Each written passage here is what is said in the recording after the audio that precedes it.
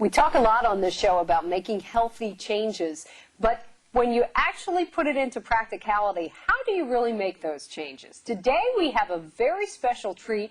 We have two real-life, local nutritional success stories.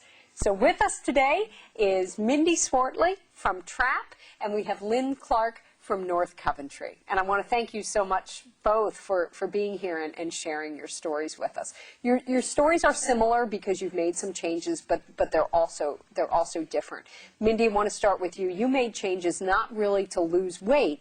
You wanted to get healthier. Tell us a little bit about what you did. About 10 years ago, I started to have some health issues, feeling just a little bit run down and heart palpitations, that kind of, probably stress. And so I decided to make some nutritional changes also.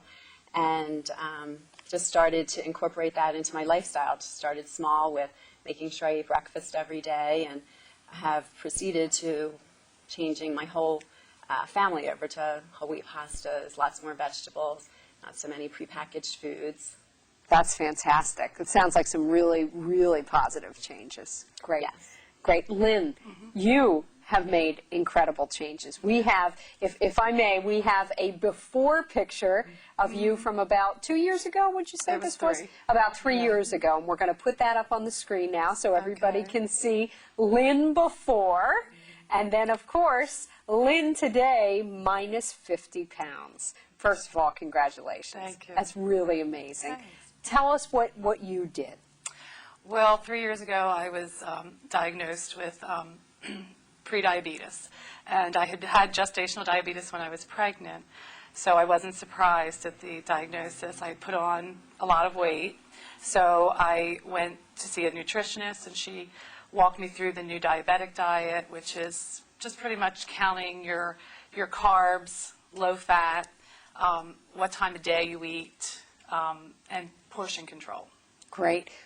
I've spoken with you both several times, and it struck me that while your goals were different, you both had a lot of things in common. In fact, you did almost exactly the same things. And the first thing that both of you said to me that you would recommend to somebody who wanted to make some healthy changes was change your attitude first. Change your attitude about food. Talk to me a little bit about that. I absolutely think you have to change your attitude. I think you have to go about it thinking of it as a lifestyle change, not as a diet, because diet has a temporary connotation, where a lifestyle change means forever. And I think in order to be successful, it has to be forever. Lynne, you also had some thoughts on attitude and the way you think. I think for me, the most important thing was the confidence that I could do it. I thought with my age and just my lifestyle of not being very active that I wasn't going to be able to do it. But little steps, little baby steps, changing things, and then the more weight you lose, the more you see you can do it. It's not as easy when you're in your 20s as it is when you're in your 50s, but it works if you are willing to change and work at it. That's terrific. Another thing that both of you said was really important was practicing moderation. Lynne? I found that going on the diets that were kind of quick fix diets that you lose quickly, I was not able to stay on. So with this counting carbs, I can't eat whatever I want, but I can have those things that you would think aren't on a diet. So once in a while, if I want some chocolate, I can have that, but to moderate it, to count it, to fit it in with my eating program. Mindy, how about you? I wholeheartedly believe in eating 3 meals a day. And I find that if I eat 3 meals a day, then there's a lot less snacking. And I tend to be more satisfied. Great, great. How about the whole deprivation issue? Because a lot of people really feel like, oh, well, I'm making changes, so that means I can never have a piece of birthday cake again. I can never have a piece of candy. But that's not true. No, and I think if you look at it that it's a lifestyle change, if you have a piece of cake, it's one piece of cake. You're not going to eat the whole cake. And then you go back to your regular eating. It's a habit. It becomes a habit, and it's something that becomes much easier to stick to the longer you go on. Right, right. Lynne, one of the things that you found was important was balancing the foods that you eat. Talk to us a little bit about that. Balancing carbs with your protein. I also didn't know what a carbohydrate was. A carbohydrate was fruit, milk, and breads. I always thought it was just breads and pasta. So being able to balance my meals, like for breakfast, I can have 3 carbs, 1 protein.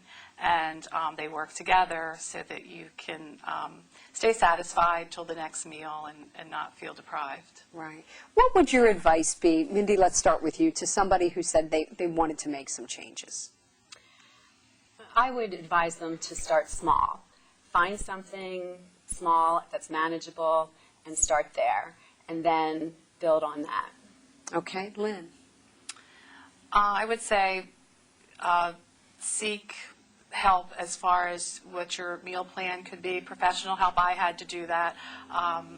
There's other places out there, and making it healthy, making it something that you can live with, that will fit into your lifestyle. Right, right. We don't have a lot of time left, but very briefly, advice on getting your support group around you, and we don't necessarily mean that you have to go to meetings, but your family and your friends. Lynne? I have a great support group. Sometimes they're my policemen, but I do need that at times. And also, my family, like yours, has changed their whole way of eating. Right. My husband's lost 25 pounds Excellent. with the way we've changed our eating habits. Terrific. Mindy, some final thoughts? I would have to second what Lynne says, having your family support what you're doing. My kids at first were a little apprehensive, but now they definitely have joined the bandwagon. That's terrific. That's wonderful. Well, you are both such an inspiration. It's really, really encouraging to see, again, like we said, local, real-life success stories, people who have really done it. And Lynne, I guess final words from you are, if I can do it, anybody can do it, right? Exactly. That's what, it's so encouraging to hear. So we want to encourage people to change their attitude, to make some healthy changes, and to believe that you can do it. So we have some more information on our website. Thank you so much for being with us and for sharing your story. And we encourage people to visit us at www.pottstownfoundation.org. Real-life nutrition success stories, Lynne and Mindy, have a lot in common. They both made some healthy, simple changes, and one lost 50 pounds in the process. They have some things in common. They recommend that you change the way you think about food. Be sure to eat breakfast, practice moderation, don't deprive yourself, and be sure to exercise. For more information, visit our website, www.pottstownfoundation.org.